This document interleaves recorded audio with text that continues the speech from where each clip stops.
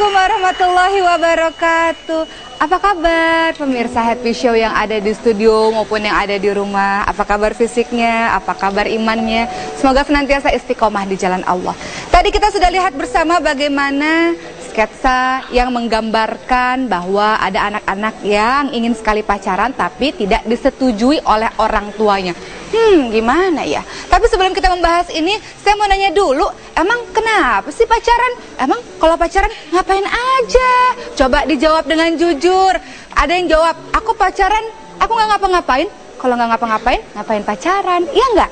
Nah, sebenarnya sebelum kita bertanya kepada banyak orang atau kepada orang tua sendiri, kok pacaran nggak disetujuin sama papa sama mama sih? Kita harus paham dulu, jangan dulu sama orang tua deh, tapi kita tanya dulu sama Allah. Ya Allah, pacaran tuh boleh nggak sih? Di dalam pacaran itu ada aktivitas apa? Ada aktivitas sayang-sayangan, ada aktivitas pegang-pegangan. Nanti setan akan terus bilang, jangan cuma pegang-pegangan. Kalau pacaran pegang-pegangan nggak asik, lebih lagi dong daripada itu. Nanti mulai dibelai-belai, mulai dipegang-pegang. Inilah yang dikatakan di Al-Quran apa? La taqrabuz zina, jangan dekati zina. Tapi kan aku tidak berzina. Hei, hati-hati. Engkau memegang yang haram bagimu adalah engkau berarti mendekati zina. La taqrabuz zina, innahu kana fahisya wa sa'a sabila. Bahwa itu adalah perbuatan yang buruk, suatu jalan yang keji, perbuatan yang keji, suatu jalan yang buruk. Lihat bahwa di Al-Quran saja dilarang. Dan ingat, pacaran itu boro-boro minta izin sama orang tua, sama Allah saja tidak diizinkan. Kenapa sih?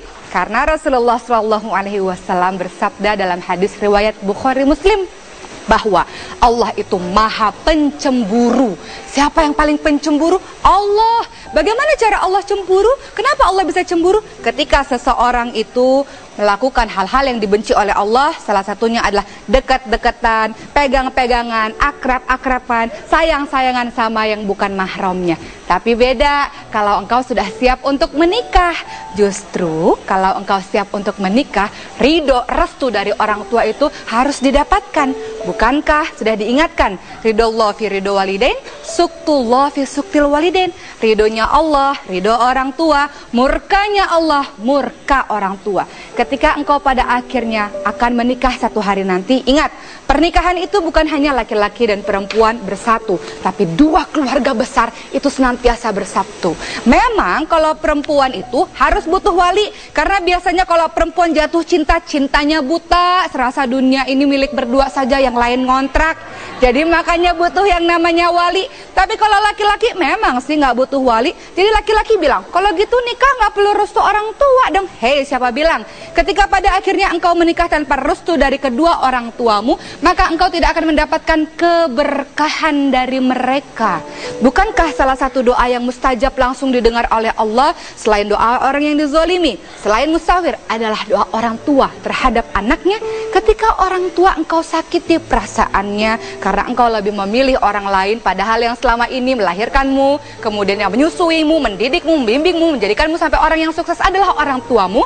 Ketika orang tuamu sakit hati, kau tidak lagi mendapatkan doanya, maka hilanglah keberkahan dalam hidupmu. Maka ini menjadi pelajaran berarti bagi kita semua bahwa cinta itu bahaya sekali. Sebenarnya cinta hanya ada setelah nanti pernikahan. Sekarang sibukkan dirimu, tertarik boleh dengan lawan jenis, senang boleh, suka boleh, tapi jangan cinta terlalu mendalam sekali. Sehingga kalau nggak jodoh, nggak apa-apa, masih banyak yang lain kok. Jadi jangan terpaku sama satu orang saja. Apalagi senantiasa menerapkan cinta begitu dalam, khawatir engkau patah hati. Orang-orang patah hati bahaya, bisa bunuh diri, bisa gila, bisa berantem antara satu golongan dengan golongan yang lain. Gara-gara apa? Gara-gara perempuan. Ingat, perempuan zuinalin nasi hubbus syahawati minan nisa, dijadikan indah pandangan manusia-manusia ini terhadap wanita.